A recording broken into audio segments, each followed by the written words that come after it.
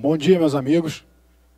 Como o Fernando já adiantou, a gente vai falar aqui um pouquinho de economia na área tributária, em especial essa economia em cima da energia elétrica. Na verdade, energia elétrica e telefonia, sim. Né? Na verdade, essa é uma economia de ICMS.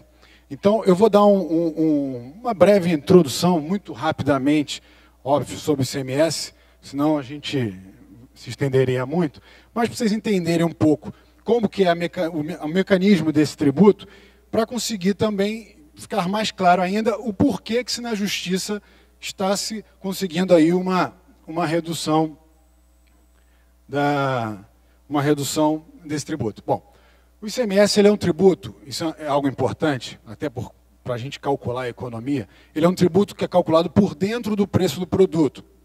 Então, para eu fazer esse controle remoto aqui, se meu custo é R$100, e a minha alíquota de ICMS, para fazer uma conta fácil, é de 20%, ao eu colocar o ICMS na composição de preço desse produto, a princípio eu pensaria, bom, 20% de R$100 é 20, 120 está pago. Mas não é assim. O ICMS ele é calculado por dentro, ou seja, o imposto ele integra a própria base de cálculo.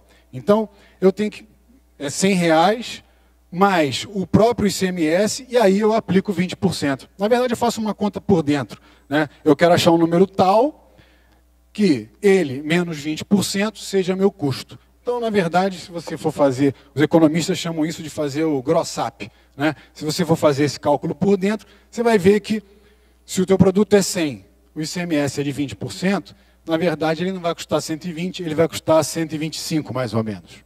Porque você tem os 20% de ICMS, depois mais ICMS em cima de ICMS. Então, sempre quando a gente falar numa redução de alíquota de ICMS, a gente não está falando de uma redução pura e simples, é uma redução em cascata, porque o ICMS ele é base para todos os demais tributos, inclusive ele próprio. Né? O ICMS ele tem uma outra característica muito importante, que é a que permite, inclusive, esse tipo de ação que a gente vai falar hoje. Ele é pago pelo consumidor final. Então, a fábrica faz um produto, vende para um comerciante atacadista, que vende para o varejista, que vende para o consumidor final. Cada etapa dessa cadeia, eu tenho uma circulação de mercadoria e, portanto, eu tenho a incidência do ICMS. Só que o que esses empresários todos fazem é o quê? É colocar esse ICMS para frente. Eu pego o ICMS, boto no preço do produto, e boto para frente. E assim vou. No final, quem é que vai ser o efetivo contribuinte do ICMS? É o consumidor final, aquele que vai comprar o produto e não vai passar esse produto para frente. Ou seja, ele compra o produto e ele assume o encargo do ICMS. Em última análise, isso acontece com todos os tributos.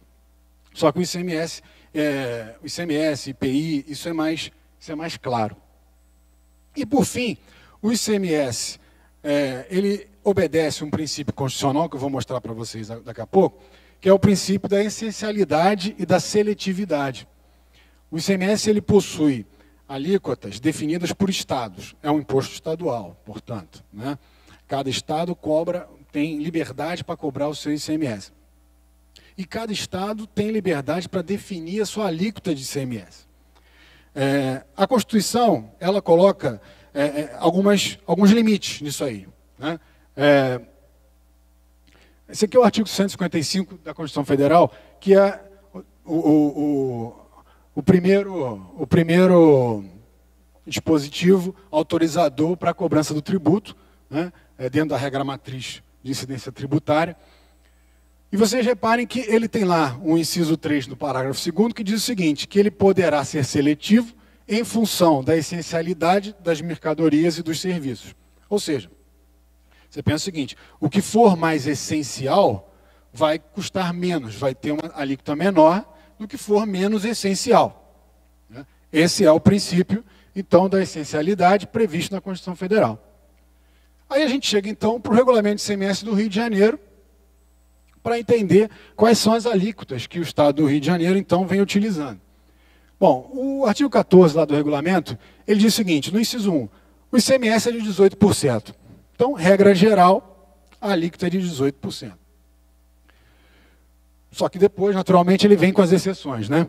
Então, nas operações, lá no inciso 4º, nas operações com energia elétrica, 18% até 300 kW, o que isso aí não existe para 300 kW, é um consumo muito pequeno, que no comércio, indústria, seguramente está acima disso, e 25% quando o consumo for maior.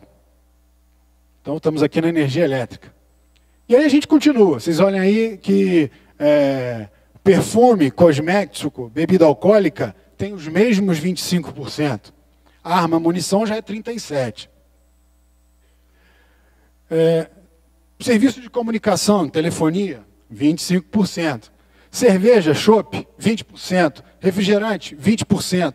Na verdade, essas são as alíquotas previstas no regulamento, mas elas estão até minoradas hoje em dia. Hoje você tem as alíquotas de 17% e 16% para refrigerante e para cerveja e chopp. Então, vocês reparem aí, aqui uma tabelinha, eu peguei alguns produtos só, tá? Então você vê, produtos em geral, 18%. Há produtos com alíquotas menores. Café, por exemplo, é 0%. Leite é 7%.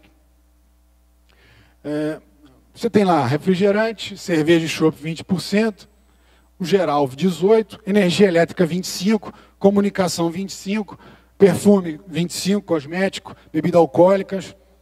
Aí aquilo, por mais que cerveja e chopp de vez em quando sejam essenciais, não é mais do que energia elétrica, não é verdade? Não é mais do que energia elétrica. Idem para o refrigerante. Será que perfume e cosmético são tão essenciais quanto a energia elétrica e a telefonia para ter a mesma alíquota? Naturalmente que não se pode falar algo nesse sentido, né? Então, qual é o fundamento da discussão judicial hoje em cima do ICMS na energia elétrica?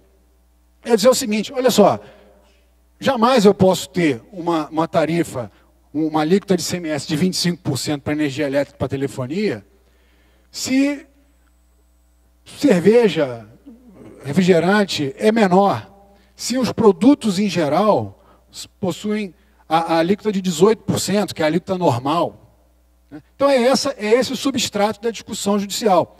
E aqui não está se discutindo, isso é algo que é sempre a defesa da Fazenda, dizendo o seguinte, o judiciário não pode estabelecer alíquotas. A delegação legislativa para estabelecer alíquotas é do Estado, não é do judiciário. Ok, só que o judiciário ele não está estabelecendo alíquotas.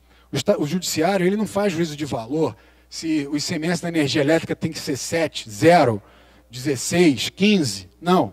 Ele diz o seguinte, olha, energia elétrica não é menos essencial do que esse microfone, do que o sapato que eu estou vestindo, do que a roupa que a gente está vestindo. Todos esses produtos com alíquotas de 18%. Então, ele não é menos essencial que isso. Naturalmente que eu não posso ter uma alíquota majorada para a energia elétrica. Então, o que o judiciário tem feito é colocando essa alíquota de ICMS dentro da alíquota normal do tributo, né? No caso do Estado do Rio de Janeiro é 18%. São Paulo é 18%, e Nordeste alguns são 17%, no Sul também, enfim. A alíquota normal do Estado é essa que o Judiciário tem feito a redução, em direção a ela que o Judiciário tem levado a alíquota da energia elétrica. E aí vocês vão olhar, isso aqui é uma continha de luz, talvez esteja pequeno, vocês não vão conseguir ver. Eu não sei se isso aqui tem Bom, se tem eu não vou saber fazer uma... O ICMS está cobrado ali, você repara que ele tem uma alíquota, bem aqui tem uma laranjinha, em cima dele tem ICMS, 29%. Você fala, pô, mas não era 25%? No Rio de Janeiro, nós temos um Fundo Estadual de Combate à Pobreza, que é um adicional que todos os produtos pagam em cima da alíquota de ICMS. O percentual padrão do Fundo de Combate à Pobreza é de 1%. Então, as alíquotas de 18%, elas são majoradas de 1%, e os comerciantes aí sabem disso, pagam 19%. E a energia elétrica é de 4%. Então, na verdade, as empresas pagam 29%, que é 25%, mais os 4% do fundo.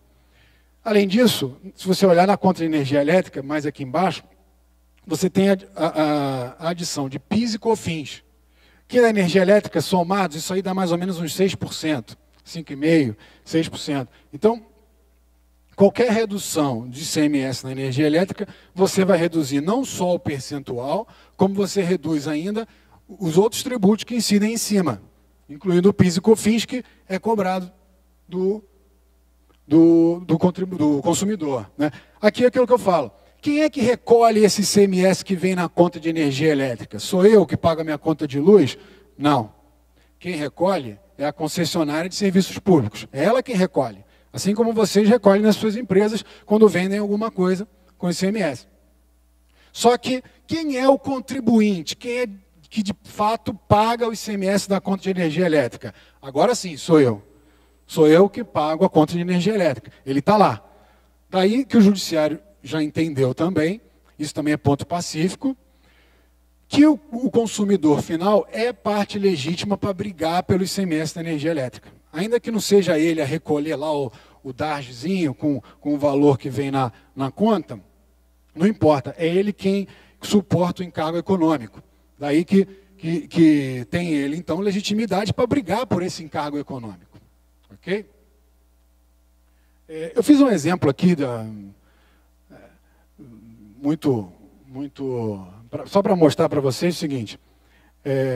Hoje eu tenho 29% de ICMS na energia elétrica. Se eu pegar lá um custo de R$100 de energia, com mais ICMS ele vai para 140. Repara que 100 mais 29% não deu 129, deu 140, por conta do cálculo por dentro. Se eu considerar um custo de 22, ou seja, eu reduzi a alíquota de 25 para 18 e mantive o fundo de combate à pobreza de 4.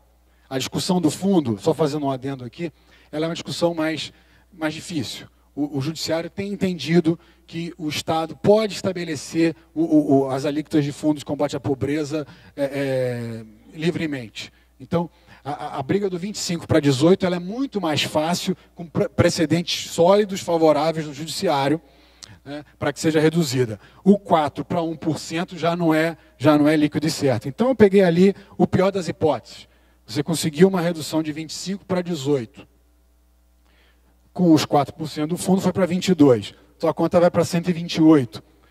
Então, 40 menos 28 dá 12, em cima da sua conta original, dá aí quase 9%. Se você for colocar em cima PIS, COFINS e todos os demais tributos que incidem na energia elétrica, isso aí fica na ordem de 20%, dependendo do consumo, pode ser até maior. Entendeu? Então, essa é a redução em cima do valor total da energia elétrica que é pago hoje, do valor original que é pago. Bom, o procedimento judicial para se obter essa redução, você pode entrar com mandado de segurança ou com uma ação ordinária tributária. A ação ordinária tributária, ela é mais indicada quando você quer não só reduzir uma alíquota, mas você quer também recuperar o que você pagou para trás. No caso do ICMS, isso é muito difícil, recuperar o para trás. Por isso que o mandado de segurança, eu vou falar isso mais para frente, mas o mandado de segurança, ele é mais indicado porque ele é mais rápido. Né? Ele é mais rápido, ele não tem sucumbência, não tem custas, o valor é pequeno, enfim, é algo mais efetivo. Você pede, então, uma liminar, naturalmente, porque você quer parar de pagar ou depositar. O ICMS ele tem uma peculiaridade que eu digo o seguinte, você repetir ICMS, ou seja, restituir ICMS, é quase impossível. Por quê? O judiciário entende o seguinte, só pode pegar o ICMS de volta quem recolheu. Ou seja, eu que sou consumidor final já não posso, porque eu não recolhi, quem recolheu foi a concessionária. Então, para mim, já não dá. E até de quem recolheu, o judiciário diz o seguinte, você tem que provar que você não passou isso para o preço. O que é impossível de novo, porque é um custo teu, ele vai para o preço. A legislação obriga que você bote o ICMS no preço. Então, o ICMS você não consegue repetir, restituir. Daí a liminar, a importância da liminar para você suspender o pagamento de plano. Bom, aí vem questões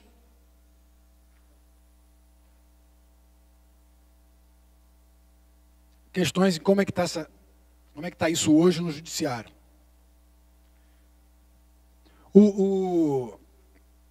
Os contribuintes têm ganhado. No Rio de Janeiro, o Tribunal de Justiça já entendeu pela inconstitucionalidade. O órgão especial do TJ já se posicionou. E óbvio que essa briga ela existe em outros estados também. Isso já chegou no STF. Já foi declarada a repercussão geral de um caso desse de Santa Catarina.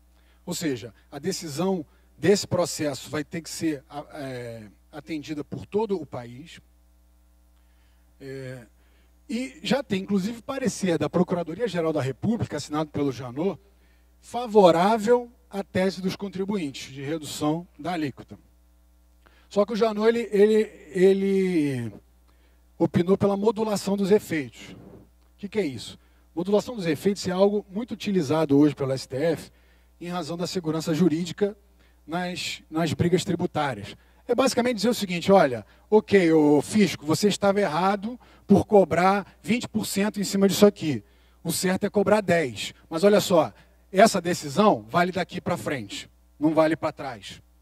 Isso é para evitar o quê? É evitar, imagina, todo mundo vindo pedindo 5 anos para trás e a fazenda vai quebrar.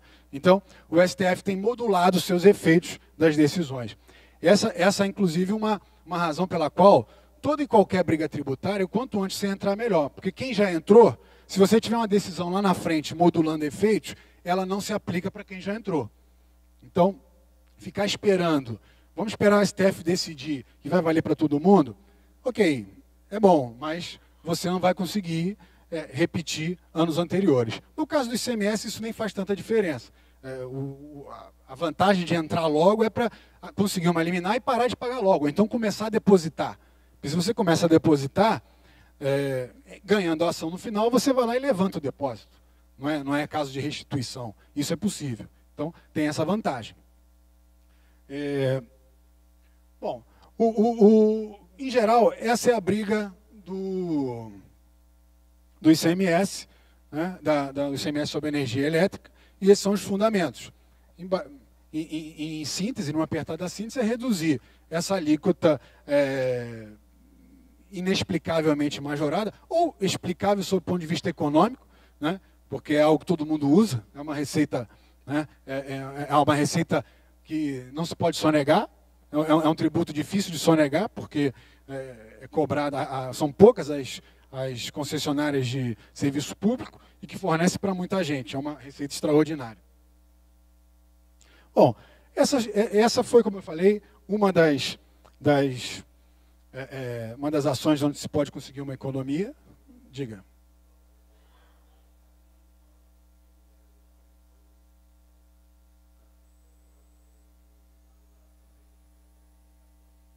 Isso aí. A gente tem conseguido lá no escritório. Houve alguns processos que estão suspensos. O Estado, há uns anos atrás, entrou com um procedimento e o Gilmar Mendes suspendeu os processos em trâmite até então. Então, lá no escritório a gente tem dezenas de liminares que ficaram suspensas. Só que, enfim, aqueles processos que já estavam em andamento quando o Estado do Rio entrou no STF. Os processos seguintes, não. Então, nós temos lá também vários, todos que nós entramos, como eu falei, no Rio de Janeiro, o TJ, o órgão especial do Tribunal de Justiça, que é o órgão responsável por declarar inconstitucionalidade, já se posicionou e já declarou isso inconstitucional. Ou seja, por isso que, é isso aí, você tem, todos os processos que a gente entrou, a gente também tem as liminares que reduzem. Recentemente, estava até comentando com alguém aqui hoje, mais cedo, a última que nós conseguimos foi um cliente que tinha uma conta de mais ou menos uns 30 mil reais por mês, trabalha no mercado alimentício, aqui no mercado São Sebastião, e aí tem câmeras frigoríficas, né? E ele estava falando, bom, eu, na verdade, estou pagando igual eu estava pagando no ano passado, porque a conta de energia teve uma majoração aí nesse início de ano violenta, e ele não sofreu esse impacto, porque a gente conseguiu eliminar no final do ano passado. Então, quando começou-se a pagar menos, ele veio a majoração e para ele ficou tudo na mesma, né? O que já é uma grande redução de custo, considerando que a energia aí, dependendo do tipo de consumidor, teve reajuste de até 40%. Bom, e existem outras ações também com pareceres já fortes, favoráveis aos contribuintes. Eu trouxe os slides aí algumas, só para mostrar para vocês.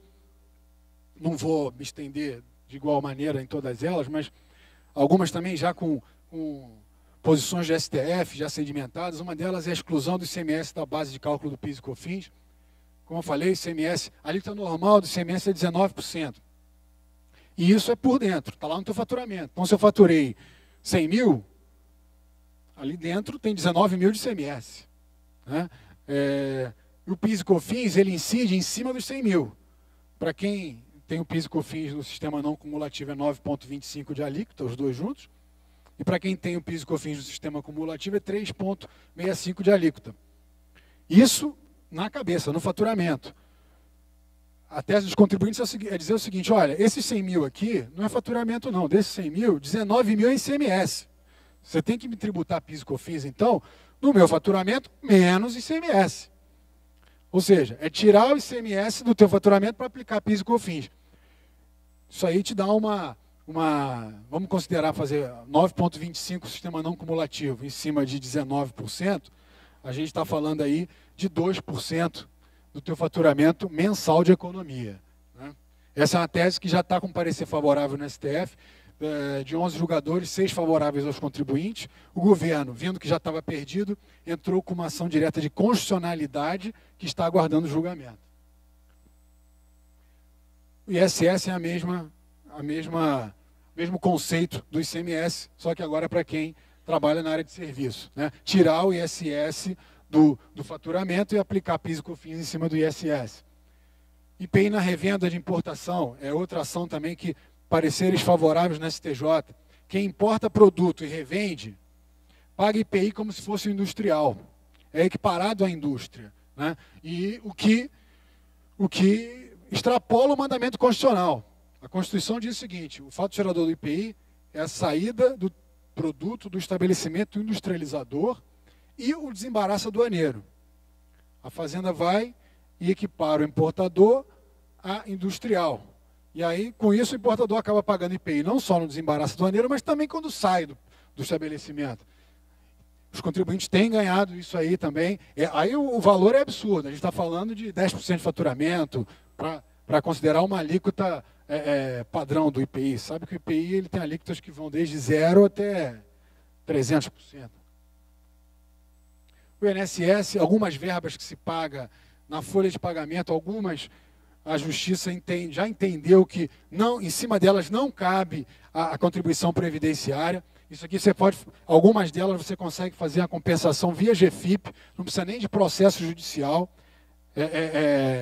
fazer o levantamento e compensar, e muita gente não paga. Alguns exemplos aqui, aviso prévio indenizado, um terço de férias, auxílio creche, aqueles 15 dias pagos quando o funcionário se afasta por auxílio doença, tudo isso o judiciário já entendeu que isso não tem caráter de salário, isso tem caráter indenizatório, então não incide INSS sobre essas verbas, mas as empresas continuam pagando. É identificar, parar de pagar e compensar o que pagou adicionalmente. 10% pago de adicional no FGTS quando você demite o empregado também.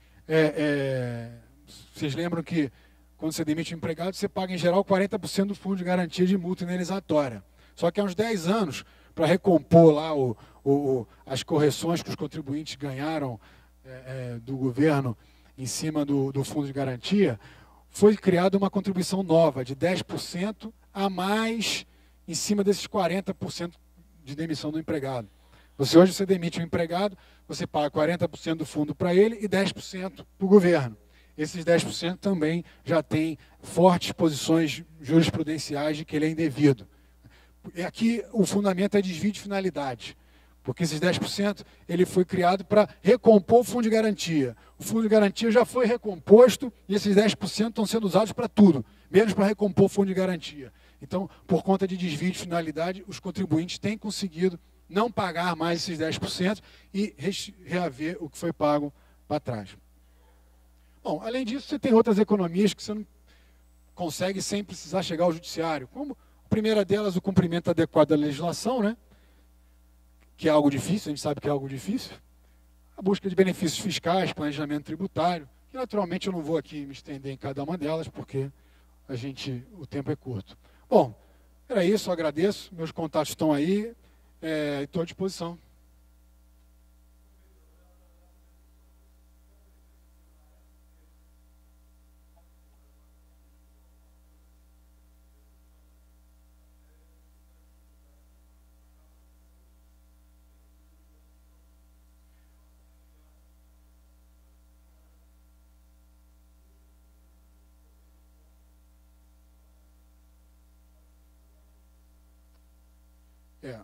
A ST, em essência, ela não tende a diminuir, ela tende a aumentar, né?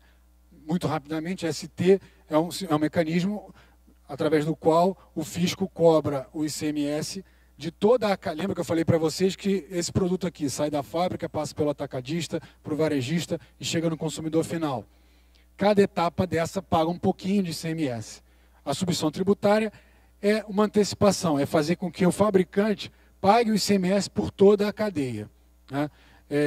Eu falo que a ST, o uso da substituição tributária tende a aumentar, porque ela reduz sonegação. Óbvio que a fábrica não tem nenhum interesse em sonegar para os outros, então ela calcula o ST e coloca para frente.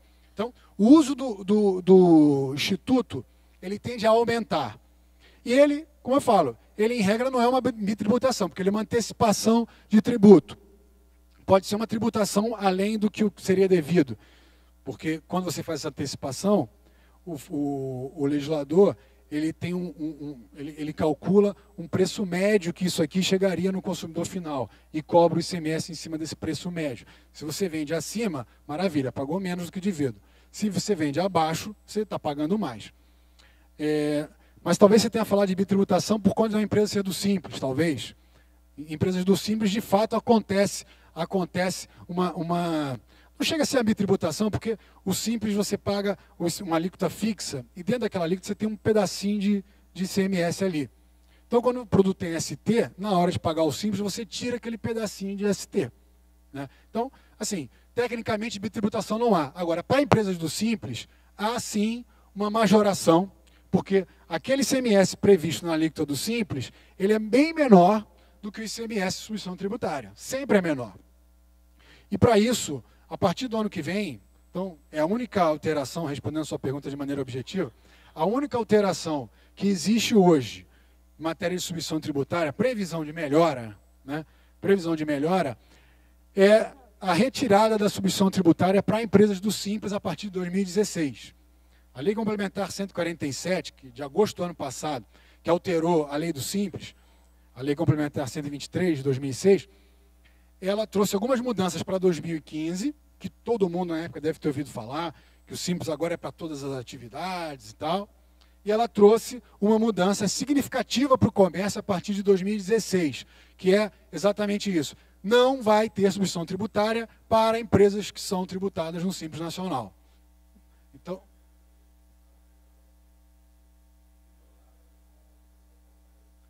olha, a legislação é federal, porque esse é um dos problemas também do nosso sistema tributário, né? A gente tem tributos federais, estaduais e municipais. Não tenha dúvida que quem mais arrecada é a União. E a legislação, a legislação complementar sobre ICMS, a legislação de base, ela é federal.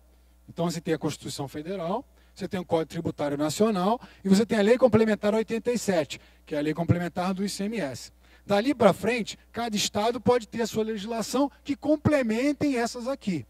Então, essa redução da ST para empresas do Simples também veio através de legislação federal, né? É uma lei complementar, a Lei Complementar Federal, 147, de 2014, de agosto de 2014.